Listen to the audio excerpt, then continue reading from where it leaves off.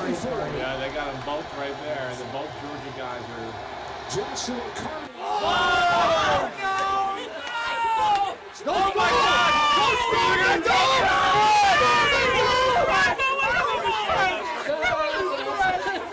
Defensive special teams! Defensive special teams!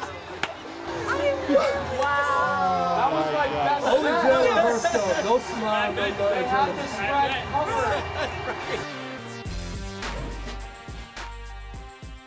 That was Sunday from the room where we watch all of the games. I was down in the lower front. Chris was in the second row on the far right. And we had some extra animation and investment because in that moment, not only did our disagreement, I had the Eagles, he had the Rams, swing in the blocking of the field goal, the recovery and the return by Jordan Davis wiped out one of Chris's three best bets because he had the Rams covering the 3.5-point spread, which also sparked, and we talked about it on Monday, and then I was up at Dan Patrick's studio and I talked about it with him. When something like that happens in an age of widespread normalized gambling, when that happens, we become very conscious of the fact that all Jordan Davis had to do was go down. I think when the Chiefs blocked that field goal against the Broncos last year, they could have recovered it and returned it for a touchdown and covered the spread. The smart football thing is go down because you never know when Don Beebe's going to come out of nowhere, knock the ball out, and take it the other way. The smart football thing, go down. The moment you score. Jordan Davis, not aware of the spread, not thinking about the spread, but it was one of those strange moments where millions of dollars in the blink of an eye changed hands. And far more importantly, for our purposes, Chris's best bet went to shit, and I avoided being swept 4-0 in our disagreements thanks to Jordan Davis. Yeah, that one hurt. Like, no joke. As I always tell you, I'm very invested in, I'd like to be right and straight up, and I'd like to be right with my best bets. And that was an amazing moment. It really was. I mean, you heard me call it out. I was like, uh-oh, the Georgia guys are lining up next to each other. I was very aware that they might block the kick. But then you lost the ball for a minute, right? Because they were giving you the down the field angle through the goalpost to watch the ball go through. And you kind of see the Rams holder fall on the ball, and then you don't see it for a few minutes. And I was like, or a few seconds. And I was like, okay, I'm good. And then I just saw seamlessly Jordan Davis just pick it up and running down. And I was like, oh, my gosh, this is one of the worst beats ever. So I'm cursed right now. But my mind and my bet was in the right place. But that's just that's the gamble of gambling. Hopefully I don't have that happen to me this week. Well, that sounds like a T-shirt worthy phrase. That's the gamble of gambling. The Rams were up 19 in the third quarter. 19 in the third quarter. The Eagles take the lead, and the Rams are in position to win it, and it comes down to executing a field goal. And as we learned last week, executing a field goal isn't as easy as it used to be. Not. At a time when the kickers, when given an unobstructed view of the goalposts, are banging 60-plus yarders, you got to get it past the line of scrimmage. There we are. I love it. Great pictures. Our TikTok moves right here. It's better. It's better. The real picture's even better because we're dangerously close to each other during that moment. But so another thing, too, about that camera. I'm not a big fan of that camera in the room because, number one, can't pick your nose because it's on camera the whole time. Speaking of cameras, this is the video that was shot right after halftime of the Sunday night game, and we had a little fun with that. I got drafted into that. I wasn't in the first two. Apparently, there was an outcry in the comments to get me involved. Yeah, we needed Florio. What the hell? It was fun. It's like fun. Sometimes you need more cowbell, sometimes you need more Florio. And this one is we needed more Florio. Or less. Just the right amount. We need more. We need more. You're in this now because those moves were too damn good. We got to have them on a weekly basis, baby. It would be nice to know a little bit in advance what we're going to be doing. I mean, basically, Mackenzie tells us, okay, this is what we're doing. And it's like, okay, and we got to figure it out and do it right away. That's the best part of it. There's no chance. There's no chance to get your brain around it. It's like, all right, this is what we're doing. Do it. You mean that? Okay, we're doing that? I took a lot of flack. I took a lot of flack from my old teammates. They were like, man, we used to call you white chocolate. Like, what's up? Like, you look like you lost your rhythm. And I've laughed and been like, I literally saw, they just told me to put my arm up in the air and do this little move. That's all I tried to do. Like, to your point, I had no clue either. But, yeah. So yeah. I know we'll we keep got it I know we going. got to move along, Pete, but we will in time. I do want to say this. I was very concerned about how it would be received on the home front. my son was aware it was going to happen, and he wasn't mortified, which was a major plus. And I didn't tell my wife about it. I wanted to see her discover it on her own if she would. And we were watching the game Monday night, and all of a sudden, my son's phone and my phone simultaneously blew up because my wife was sending the video and still frames from it, and she was actually amused by it. So Good. I guess I have permission to keep doing it. Yes, okay. you should. We don't have permission to keep talking about other things. I'll defer my comments about having that camera in the room until the future, because often the reactions or lack thereof can be misinterpreted, including James Kaminsky, who sat there stone-faced in the middle, and Brandon Graham, the former Eagles player, commented on social media that guy must hate the Eagles. No, it just didn't involve the Jets. He only reacts when it involved the Jets, because if and we stone played face his would reaction, probably be proper for him. We got to question that. but he reacted to the blocked field goal that was returned for a touchdown in Jets Buccaneers as if the Jets had just won the Super Bowl. Right. It was over the top. With a minute and 56 seconds Yeah, left. like and you're these are the Jets. Buccaneers, JK. Go No, sit down people and wait read and into see how that this too much. plays I out. got too much Eagle hate in my social media. Why is he telling him to go down? Like, again, like people just look at little blurbs now and they have no idea of context, and that's it drives me crazy, especially when it comes to our lives. When the Commanders beat the Eagles last year and Matthew Berry's going nuts behind me and I'm just sitting there watching the games. Oh, look at Florio. He hates the Commanders because I didn't react. Well, Garrett didn't react either. We're watching the games. We're watching all the games at once. There's only certain moments we react to, like when your best bet goes up in smoke, not the smoke that you generate a few nights a week. That'll be other coming smoke. tonight. Okay. Right. Last week, you got me 3-1 in the games on which we disagreed. So you reduced the 9-game margin back down to 7. I picked up a game against the spread. That's up to 7. I'm above water against the spread still. I'm happy with that. And thanks to Jordan Davis, I am now 1 game ahead in best bets. And we move on to week 4. Week 4 of the 2025 NFL regular season. By the way, every week this season, you can play along with us. DraftKings has set up the free $1,000 Florio and Sims pick-em pool. Pick every game against the spread for a chance at a $1,000 prize pool every single week. Oh, download the DraftKings app. Click on the pools tab and enter the Florio and Sims free $1,000 pick-em pools to make your picks. Also, this year, we omit the Thursday night games, so you have until Sunday at 1 o'clock Eastern to get your picks in. Oh, also omitted this week, the Steelers-Vikings early morning game from Dublin, Ireland. So you have until 1, 14 games in the potential pool. Let's start with Thursday night. You know, when I realized last week, while enjoying Bills-Dolphins, a much closer game than anyone expected, that it's Seahawks-Cardinals this week, my first thought was, yeesh. But you know what? They're both 2-1. And it's a chance to see and watch carefully teams that usually are playing at 4:05, and we don't really get a chance to take in the game because it's always secondary to the 4:25 game. So this is a great opportunity to see what the Seahawks are up to with Sam Darnold and other changes they made, and where the Cardinals are this year, because they did win their first 2 games and they almost beat the San Francisco 49ers. Right. So as these division rivals clash in Arizona, who do you like? By the way, Seahawks favored by a slim 1.5 with an over-under of 43.5. Yeah, it's interesting. I mean, they both just barely lost to the San Francisco 49ers. The Seahawks in week 1, Arizona in week 3.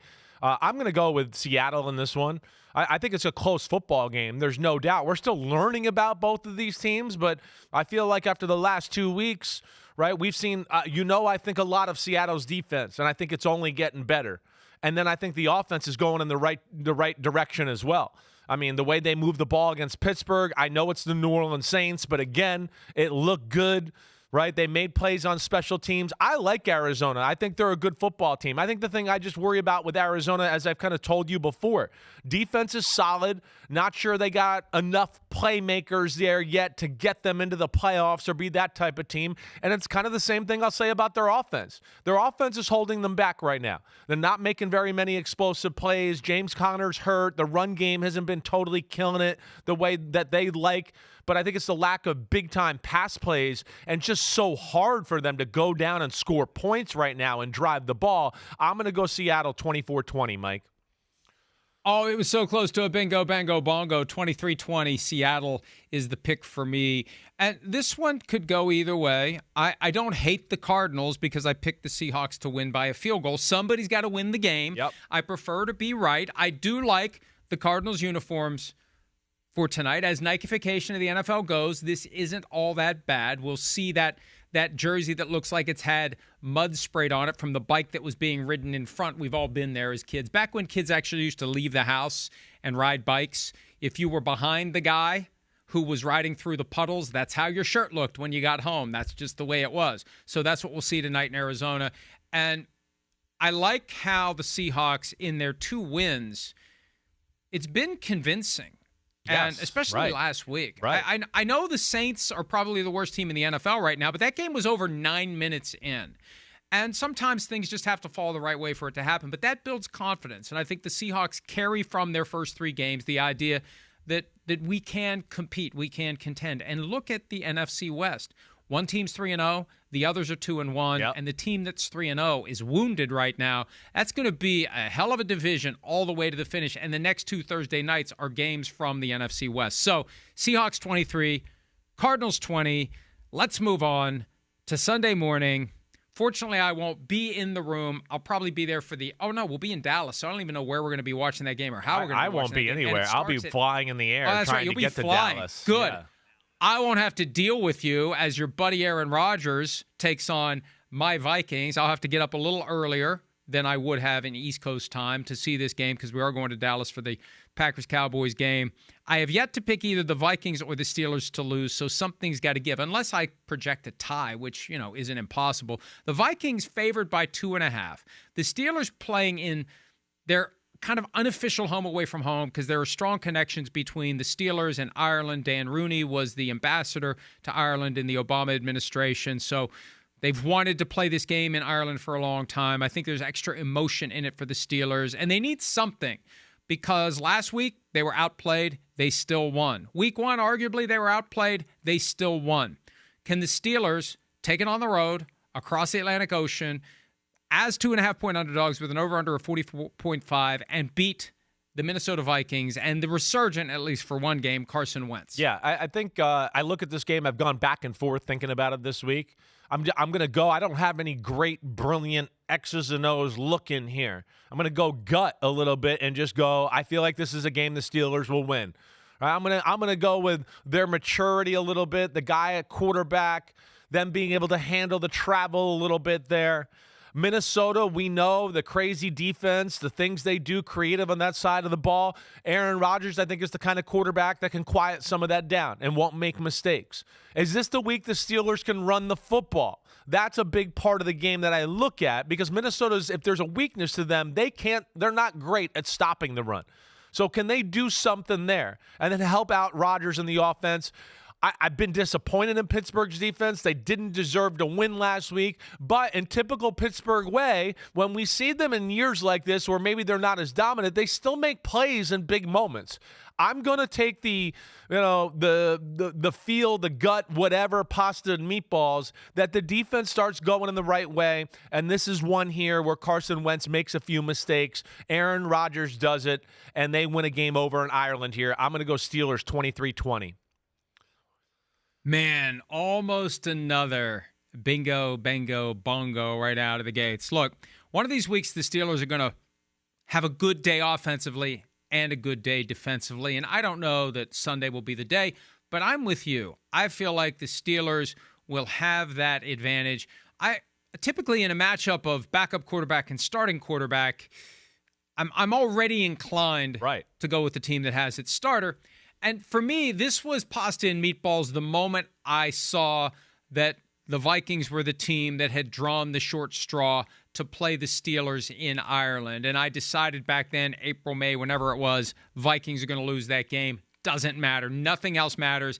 This is a game the Steelers win, just like they did on that day in January of 1975 when they got together on a neutral site in New Orleans. This isn't the first neutral site game between those two teams since then. They played in London in 2013. The Vikings won that day as the Vikings' new stadium was being built so they could give up home games more easily. This time around, Steelers win 24-21.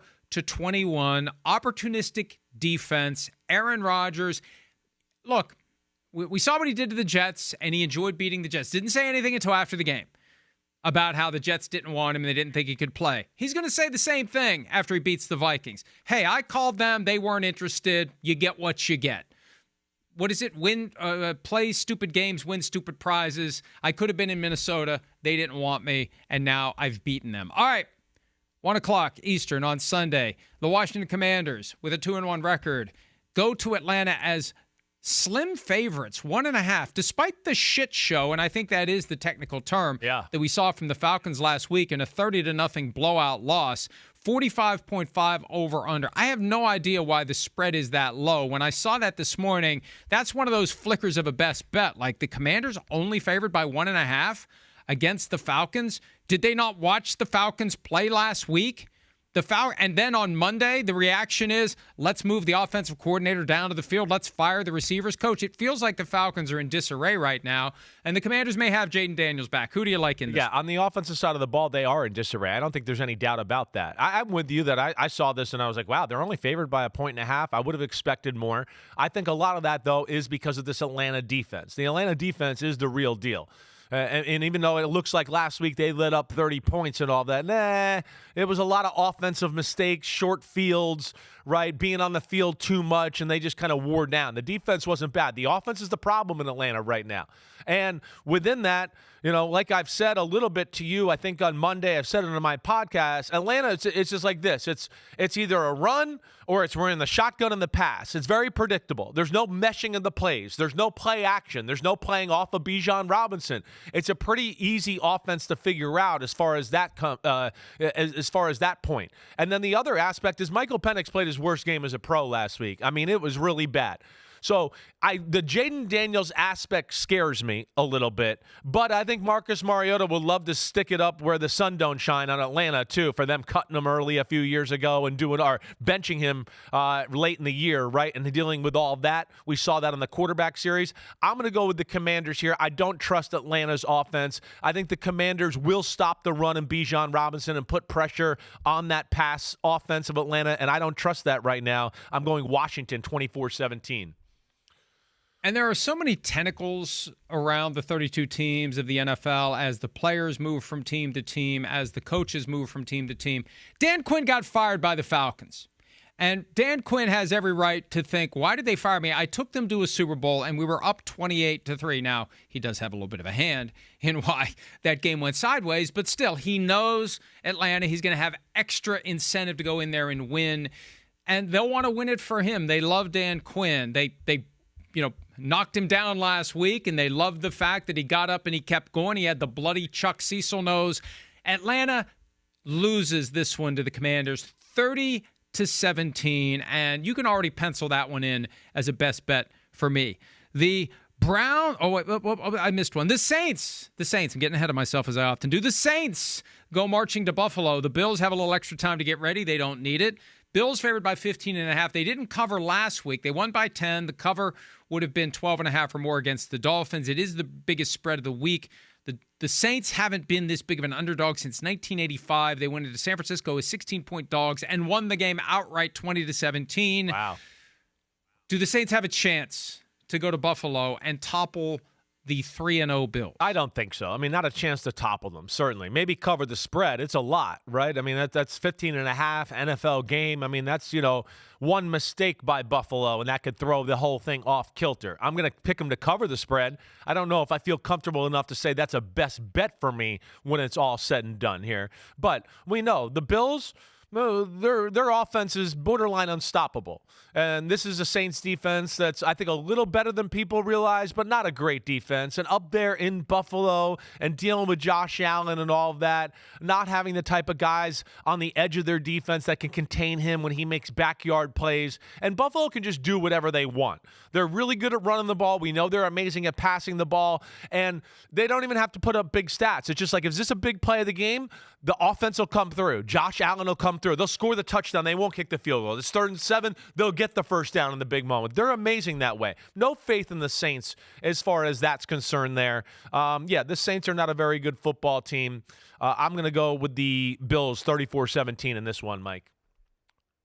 I have the Bills in this one at 24-14. I almost feel like the Bills are strategically holding some stuff back. Not that they're taking their opponents lightly, but I feel like they're looking at the long play here, and they're playing for January and February, not for September. They're good enough to just show up and beat the Saints.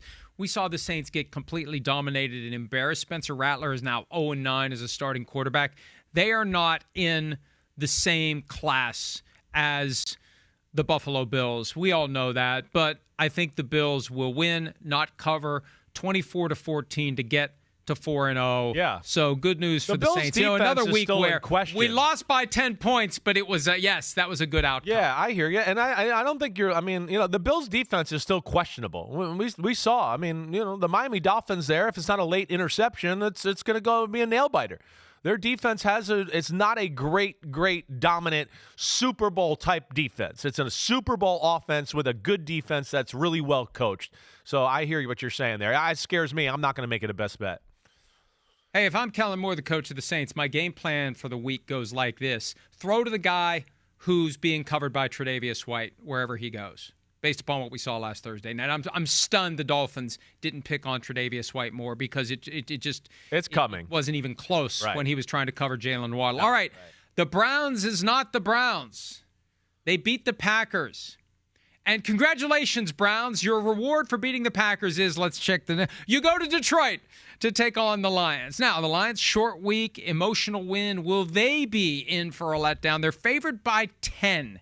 Can the Lions get to 3-1 against a potentially dangerous Cleveland team? Dan Campbell already talking up the Browns defense, trying to keep his guys' attention. Will it work? Well, I don't think he's going to have to keep it much, right? Because they're going to turn on the film and go, holy shit, Cleveland's defense is insane. That's what they're going to say. There we go. It's going to wake them up because, Mike, you heard me talk about it a little bit on Wednesday. I studied them pretty thoroughly on Monday afternoon. I was blown away. It was the first time I'd really looked at them on film in the regular season. They're amazing at all three levels. Jim Schwartz has reinvented himself and doing some different things that are not accustomed to Jim Schwartz's defense. So they're going to give everybody problems. The problem is the Cleveland offense, and what can they do there? And the number one thing I think they can do is run the ball with Quinshon Judkins. I just don't think you're going to be able to do that against Detroit. I think this is one of those where Cleveland hangs around for a while and Detroit puts them away late. Like, we could be sitting there, 14-13 Lions. They score early fourth quarter. It's 20-13 or 21-13. And then a late score puts them away. That's kind of how I feel it. I'm going 28-13 Lions in this one, Mike. Yeah, I've got the Lions in this one, and I feel like I don't want to disrespect the Browns here, but they got the big win. Look what we found. We got our win. I'm not saying they're going to be flat. I think they'll give the Lions everything they can handle, or they'll at least try, but the offense for the Browns is basically Quinshon Judkins.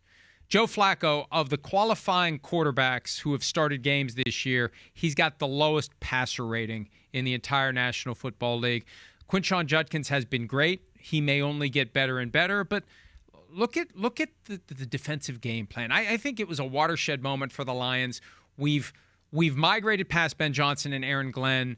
The guys who have taken over are pretty damn good, and the players are buying in. I've got 35-6, the Lions winning easily in this one, even though the Browns will do their best to try to pull it off. I just think they're overmatched on both sides of the ball. Okay, next up, the Tennessee Titans return to Houston, where they were once the Houston Oilers, to take on the Texans. Texans favored by 7. Both teams are winless. Both teams are giving off vibes of dysfunction, one team more than the other.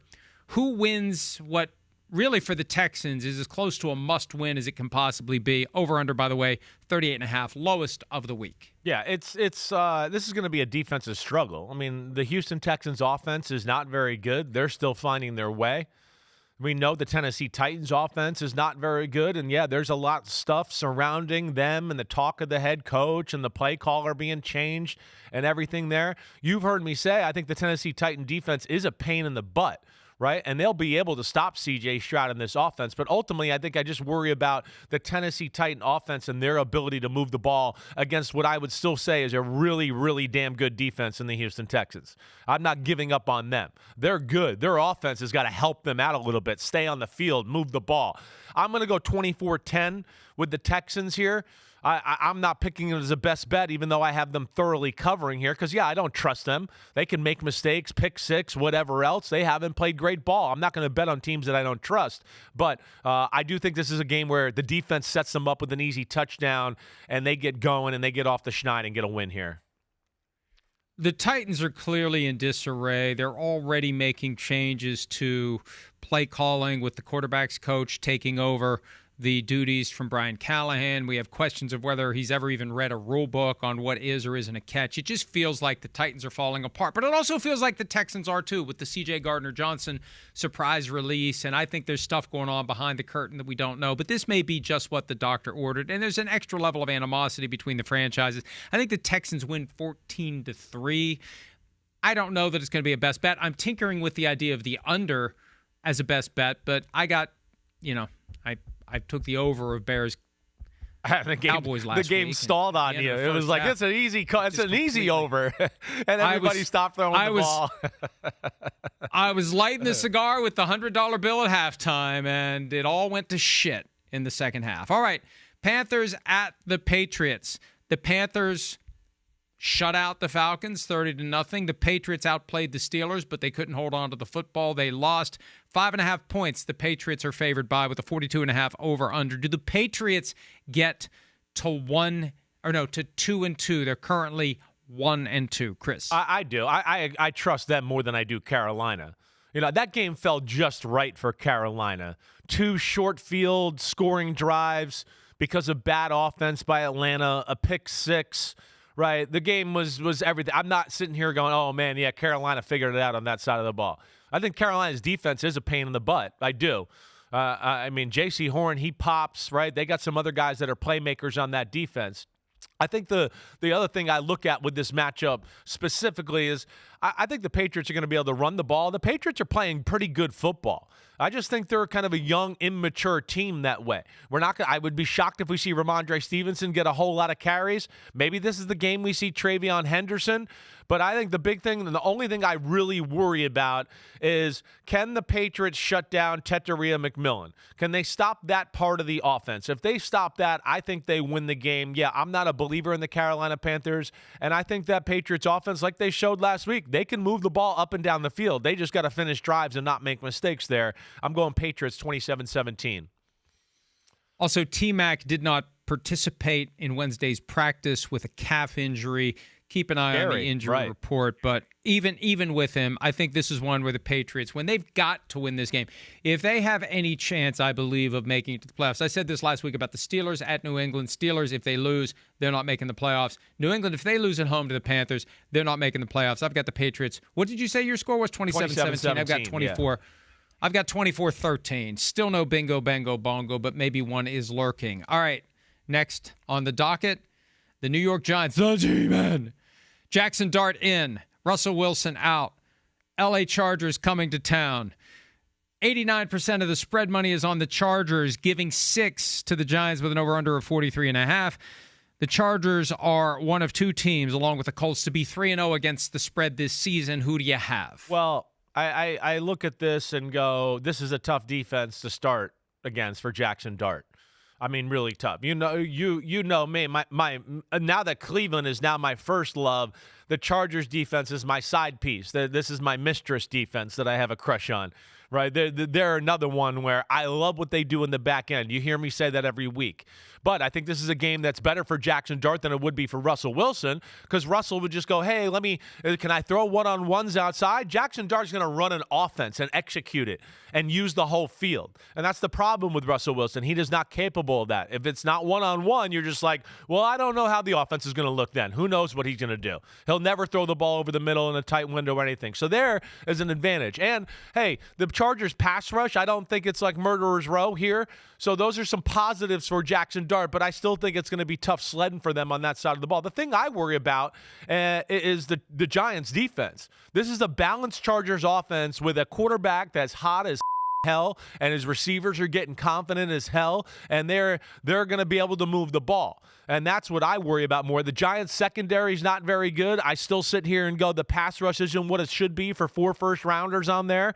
And the Chargers are a team that I think are feeling like they're a Super Bowl contender. I'm going with the Chargers 31-16. You know, this is just like the Jim Harbaugh way. He's drawing more out of Justin Herbert. Yeah, He's drawing more out of the other players. Quentin Johnston's learned how to catch the football after last year. Harbaugh knows how to take momentum and build on momentum, and it just keeps going. So, all due respect to the Giants, and I know it's the cross-country flight. It's the 10 o'clock body clock game for the Chargers. I just don't think it matters. The Chargers, I have winning this one 27-17. All right, we move on to the next one. Oh, this is one of the best games of the day. Clash of 2 3-0 teams. The Eagles going to Tampa. The Eagles have lost 3 of their last 4 in Tampa Bay. Last year, week 4, 33-16. The Bucs beat the Eagles in what became a Super Bowl season.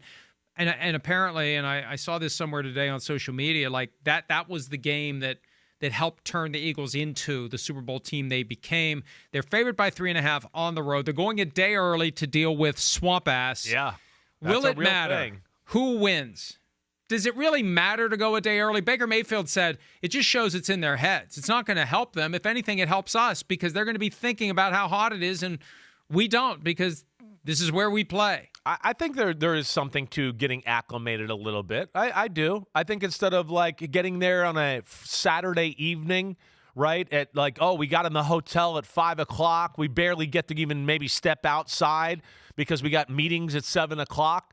Right, where you get there a day early, yeah, guys are going to be able to walk around and feel the heat a little bit on Friday and Saturday to where maybe it's just not as much of a shock when you run on the field on Sunday. As a guy that lived in Tampa and played on that team, even when I played there was times where I went out on the field and it was like, holy shit, it's hot today. Like, holy crap. I mean, are we going to melt in the pregame here? I mean, it can be brutal, certainly. So I'm not mad at them for that. This is an interesting game. We know the Bucs match up well with the Philadelphia Eagles, but no Mike Evans, right? Chris Godwin, okay, full participation. Is it going to be 100% awesome Chris Godwin? I doubt that. A lot on Emeka Ibuka. Offensive linemen that are out in Tampa Bay. That concerns me, all right? And I know Tampa's defense is pretty damn good and been making some plays here, but all in all, I think this is a different animal they're dealing with. And I don't think that the Tampa Bay Buccaneers are at full strength here as we talk right now. And this is where a game where Kalijah Kancey hurts them, him being out for the whole year. I'm going Eagles 31-21. I think they pull away late in this one. By the way, you mentioned playing in Tampa Bay. I neglected to realize that yesterday was a fairly important anniversary for you. Oh, was it Spleen Day? September 24. September 24, 19 years to the day. Wow. The day you lost your spleen, and you've been looking for it ever since. Yep, I've been looking. Where the hell is that damn thing? And that was a ridiculously hot day in Tampa. Yes. And also it was against the Panthers team with a very potent pass rush. I've got the Eagles in this one. And this is one where and I know, hey, did you know Florio doesn't look at the spreads before he picks the games? But this one was important to me because I picked it 27-23 with no idea what the spread was. Eagles favored by 3.5. So I'm with you with the Eagles winning, the Eagles covering. I don't think it'll be easy, but I think this is an important game psychologically for the Eagles to go to Tampa Bay and win this game and continue the momentum that was really bolstered by the Jordan Davis block and touchdown from last week against the Rams. Hey, look at this great tweet here from Tanner Gentry, Tattoos9117. Florio explaining his process for picking games for the 100th time is one of the highlights of the show. Yes, that was 101 time. Pete had his finger on that button. He was just waiting. Half hour. He was just waiting for the chance to hit that button. Pete, can you find the button that turns off the behind me? If you got buttons there, turn off the beeper that's been going off all morning long over my shoulder. Let's take a break. When we return, the late afternoon games from Sunday, including a desperation game between Baltimore and Kansas City. That's next on Chris Sims Unbuttoned and PFTPM Joint Mega Picks podcast. Chris Sims Unbuttoned, PFTPM Joint Mega Picks podcast. Here we go with the late afternoon games. And man, Colts, Rams, the two franchises that once upon a time, hey, football historian, you know this, they were traded for each other. Right, it's amazing. Daryl Rosenblum and Bob Irsay swapped the franchises. Swapped them. I'll trade you your team for my team. That's amazing. Imagine that phone call. Hey, we'd like to propose a trade. All right, who are you looking at? Yeah. Everyone? Everybody. The whole city. We just want to switch it all. Do you mind that? It is amazing. I tell people that from time to time. And it's amazing how few people really realize it. And they're always like, are you serious? And then, of course, they look up on their phone and they're like, oh, my gosh, I never knew that. It is one of those kind of under-the-radar facts about the NFL. And since that transaction, the two teams have moved 3 times between them, Baltimore to Indianapolis and the Rams to St. Louis and back to Los Angeles. The Rams are favored by 3.5. The Colts are 3-0, over-under of 49.5. I think this is a challenging game for the Rams to forget about last week. Don't let one loss turn into 2. The Colts are on house money here. Nobody expected them to be 3-0. Hell, at this rate, they're going to clinch the division by Halloween because look around. I don't want Jaguars. I don't want, but the Texans and the Titans have faded. So this is one where the Colts can be loose and the Rams may be tight. Who do you see winning when we consider the teams and the broader circumstances? Right. I'm going to take it that, like, the Rams are going to have a little fire in their ass and be mad and be motivated and realize, like, man, we can't lose another one here. We can't go 2-2. We got to be 3-1 after this one. And I'm going to play a little of the element of you just brought up, too. The Colts feeling good about life. Hey, we're 3-0, right? Maybe a little bit of a letdown and intensity and preparation. I mean, we know that happens in an NFL building. The Colts are a really good football team, but this is the best team they are going to play to this day. At this date. I got respect for the Broncos. I don't think the Broncos are necessarily clicking on all cylinders on the offensive side of the ball or the defensive side of the ball. The Rams, as we saw last week, there's nobody that would say that the Eagles aren't the most talented team in football, and the Rams were on the precipice of really whipping their ass a few times. I mean, Matthew Stafford, he missed a few throws in the first half where they settled for field goals, and you go, oh, he hits that, that's a touchdown. Like, the Eagles are down 20. The Eagles are down more than that at halftime. They blew opportunities. I'm going to play that they get stuff straight here. This will be the best defense and the best scheme that the Indianapolis Colts play to this point. Now, the big thing to me, if they have a chance here, is I don't think they're going to be able to rely on all these pass plays that we've seen that have been so sexy. Can they push around this Rams defensive line? That'll be the thing there, because if they can do that and then simplify some of the stuff in the back end that the Rams do, then maybe they have a chance. But I expect the Rams, this is the best offense the Colts defense has seen as far as stopping the run and stopping the pass. They put you in a bind with both of those. I'm going to go Rams winning this one at home 28-24. Oh, not quite a bingo bango. I got 27-17. We both have the cover. You have it by a half point. And, you know, when you look at the unbeaten teams right now, they've all had to pull a rabbit out of their ass at some point to get to 3-0. The Colts had 2 dominant performances, but they needed the leverage call on a field goal try to get a mulligan to win the game against the Broncos in week 2, and really all of the 3-0 teams. Except maybe the Chargers had a close one against the Broncos too. So all the 3-0 teams have had at least one game where they had to make something happen. The Rams get to 3-1 with the 24-17 win, in my opinion. All right, next up. This one is I've gone back and forth multiple times. Jaguars at the 49ers. 49ers favored by 3.5 with an over-under of 47.5. Brock Purdy is working his way back to playing. Mac Jones is also banged up. Nick Bosa's out for the year. The Jaguars are 2-1, despite what seems to be efforts by them to give the game away. They tried to give away last week's game to the Houston Texans. They did give away the Week 2 game to the Cincinnati Bengals. I factor that aspect of their DNA into what I think they'll do on the other side of the country against a 49ers team that's undefeated. It's a tough place to play. Who do you like in this one again? 49ers favored by 3.5. Yeah, this is going to be a good game. I mean, I'm excited for our games today here. I've been bullish on Jacksonville. I think they're every bit as good as the San Francisco 49ers on the talent level. They're not maybe have the pedigree that you're explaining and learning how to win, and I think that's still part of the process here, right? I mean, we know they up a game against the Bengals where they really should have won easily. And then, like you said, last week, they tried to mess it up too. But I think the injuries and lack of weapons on the offensive side of the ball for the San Francisco 49ers scare me. And this is a good defense in Jacksonville, literally and figuratively. They're one of the best in football. The 49ers have not been able to get the run game going. I don't think that happens this week. The Jaguars are pretty good in the secondary. I don't think Pearsall and that group is just going to be able to go off like we've seen in some of these other games. I'm going with the upset here. I'm going to take the Jaguars on the road to win this one 21-17. I flipped and I flopped and I flipped and I flopped, and I knew you were going to take the Jaguars, and I didn't want that to influence my pick. Right. Originally, I had Jaguars 20-19. And then as I sat and thought about it, I mentioned earlier that Joe Flacco is the lowest rated passer in the NFL among the qualifying starters. Trevor Lawrence is down there too. Yeah.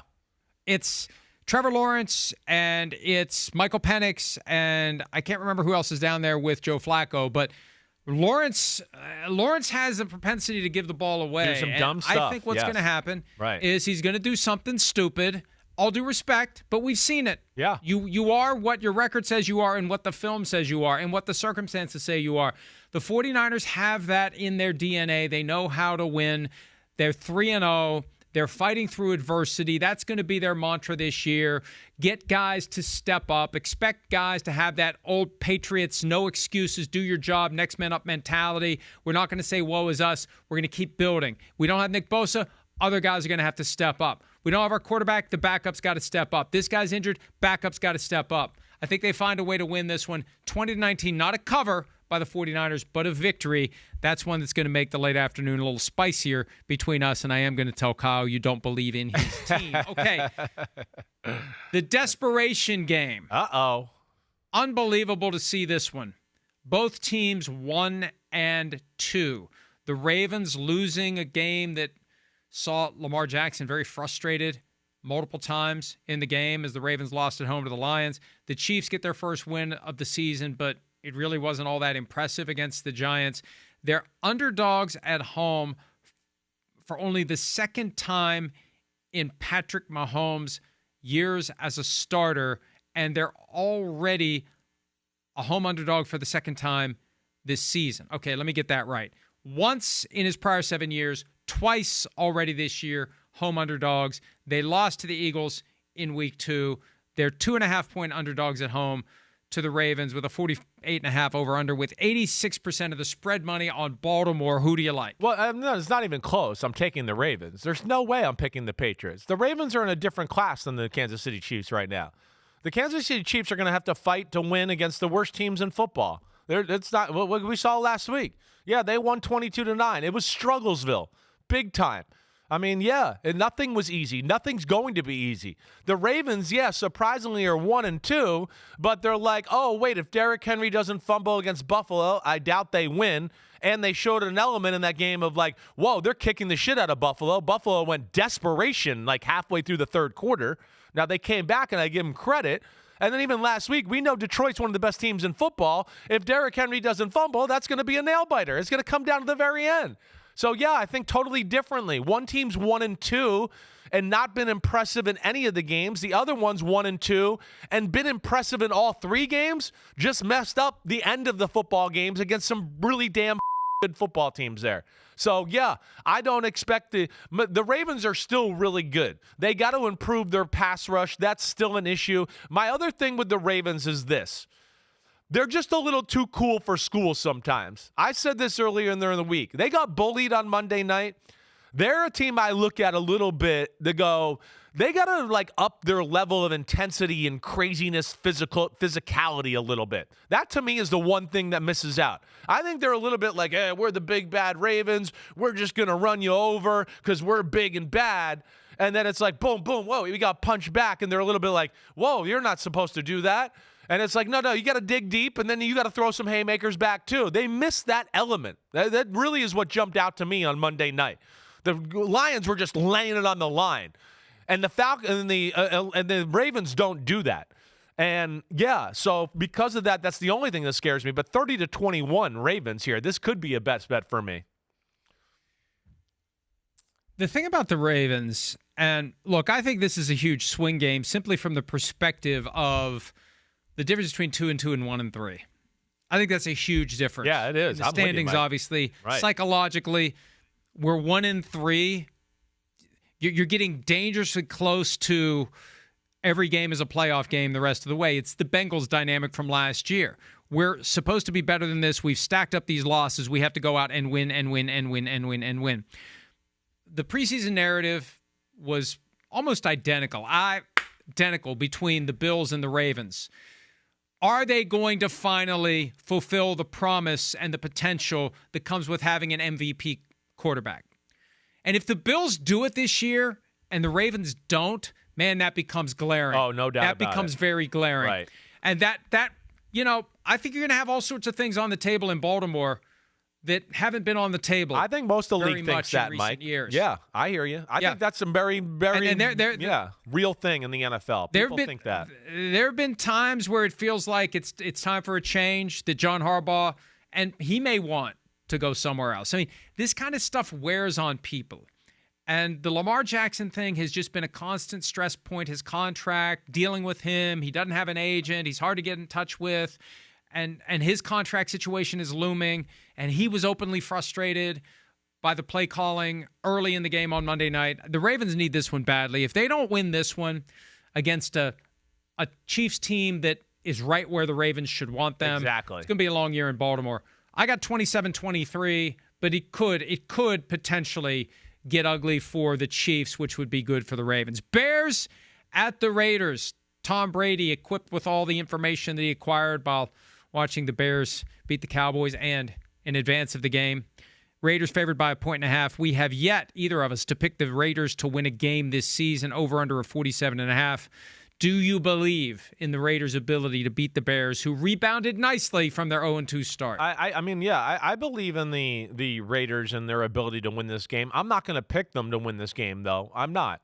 I'm a little worried about the Raiders' offense and what we've seen from them here as of late.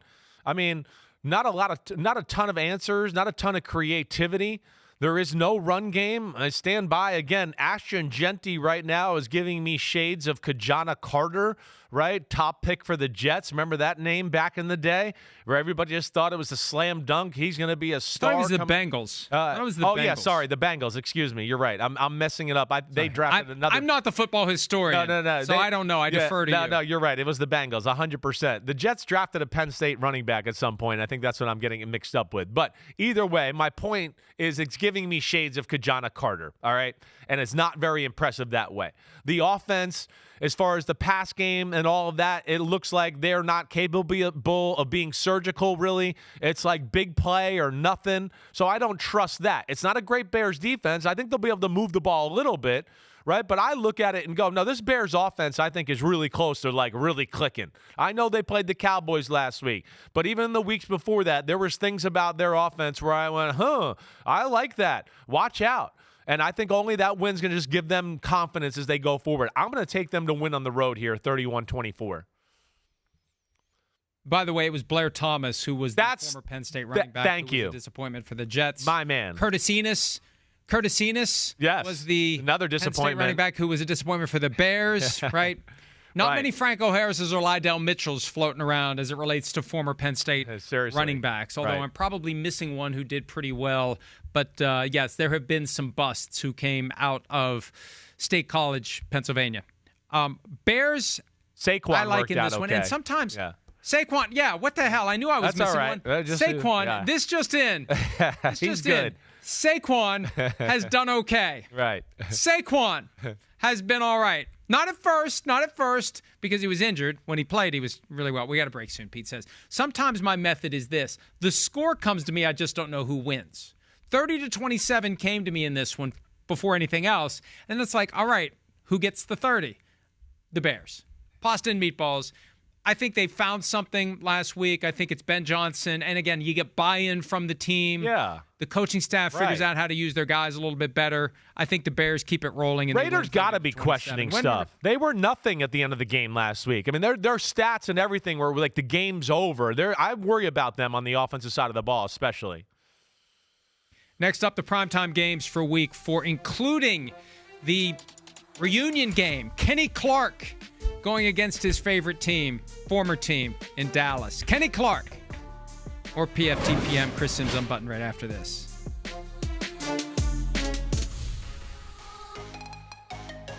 Oh, I got to read. It's DraftKings. DraftKings Sportsbook is an official sports betting partner of the NFL, and new customers can bet $5 and get $200 in bonus bets instantly and $200 off NFL Sunday Ticket from YouTube TV. Just download the Sportsbook app and use promo code UNBUTTONED when you sign up. DraftKings Sportsbook, the crown is yours. All right, the Packers were upset by the Browns last week. They go to Dallas. If you haven't heard, Micah Parsons is coming back to Texas. Packers favored by 7. Over under of 47.5. Cowboys won't have CeeDee Lamb. Cowboys won't have Tyler Booker. Cowboys won't have Micah Parsons, but they do have Kenny Clark. Who do you like? I, of course, like the Green Bay Packers. The worst thing that could have happened last week to the Dallas Cowboys is Green Bay losing that game to the Cleveland Browns. They're going to be like back on their P's and Q's and dotting their I's and crossing their T's, and this is still a really good football team. And did you see Dallas's defense last week?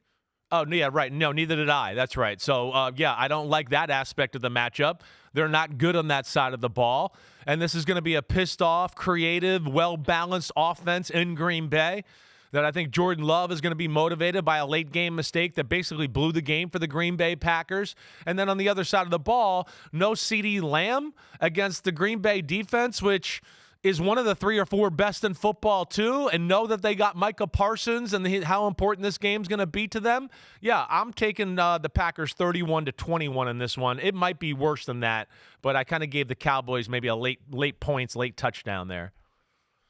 34-20. And remember, it was the Packers who went into Dallas a couple of years ago and completely embarrassed them in the playoffs. So Jordan Love, exactly what he needs to rebound from a bad game. The Packers need this badly. And you're right. The worst thing that could have happened to the Cowboys was the Packers losing in Cleveland. Monday Night Football, an overlapping doubleheader.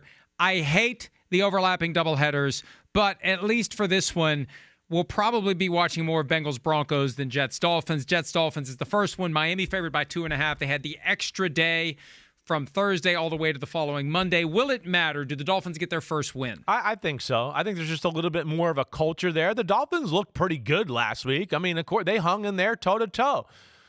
With the Jets, yeah, I don't really trust their offense. Their run game, and where is that? I'm shocked by that. You've heard me say the pass game, yeah, okay. There's got Garrett Wilson. Other than that, what is there? I mean, again, for mostly the competitive part of the game last week, their offense was not very good. It showed up late when Tampa had a huge lead and they kind of got conservative, and then they got an onside kick and the game got a little closer. Wait, they didn't get the onside kick in that game, did they? I'm wrong. But either way, they made a late push, had the field goal block and all that. But then, the other side of this is the Jets defense. I'm not totally sold on that and how that looks right now. I think Miami's going to move the ball. I'm taking the Dolphins 23-20.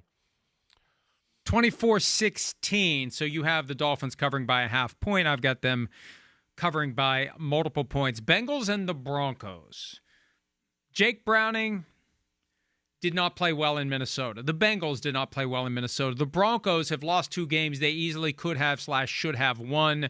I think the Broncos are going to be ready to show a national audience, at least as part of an overlapping doubleheader, that they are a team that belongs. They're favored by 7.5. By how many points will they cover? Yeah, they're going to whoop that ass, 34-17. This is not a good match. I think the Broncos offense is going to move the ball in that Bengals defense, and the Bengals offense, they're going to deal with a pissed-off Broncos defense, and I don't trust Jake Browning or anything there, so 34-17 Broncos. Yeah, I've got 28-10 Broncos. And actually, that game could get out of hand, and we may enjoy the Jets and the Dolphins. That may be the more competitive game down to the wire. And I think there's a chance the Bengals lose so soundly that they do take seriously the possibility of trading for Russell Wilson. There's already been a little steam, right, unconfirmed for now. But if Jake Browning can't get it done, what are you going to do? Go with Brett Rippon? If you can get Russell Wilson for maybe a 5th-round pick, I think you have to consider it. Okay, let's take a break. Best bets and Folsom Prison Blues picks next on PFTPM and Chris Sims Unbuttoned. Chris Sims Unbuttoned, PFTPM, Joint Mega Picks Podcast. Best bets time. We only disagree on one game straight up this week. It's the 49ers-Jaguars game. Go 49ers. All right, give me your first best bet. I mean, there's a lot that I like here, right? I mean, I really do. I want to take the Lions. I just don't trust the Browns' defense. It's good as hell. I'd want to take the Eagles, but the Eagles' offense scares me a little bit. My first one's going to be the Chargers. The Chargers against the New York Giants. I can't remember what the spread is there. It's 6 points, and I got them winning 31-16. I already said it. Washington 1.5 favorites at Atlanta. I was stunned by how small that line is. Whenever I'm stunned, I take that team, and I usually get it wrong. Washington as my first bet. Best bet. Now, here's another one. I like the Ravens. I'm going to chicken out a little bit in that one. Just it's on the road, and the Ravens messing things up. I'm going to go with the Packers. The Packers favored by 7, right? I think they dominate the Cowboys on the road there. I got them 31-21.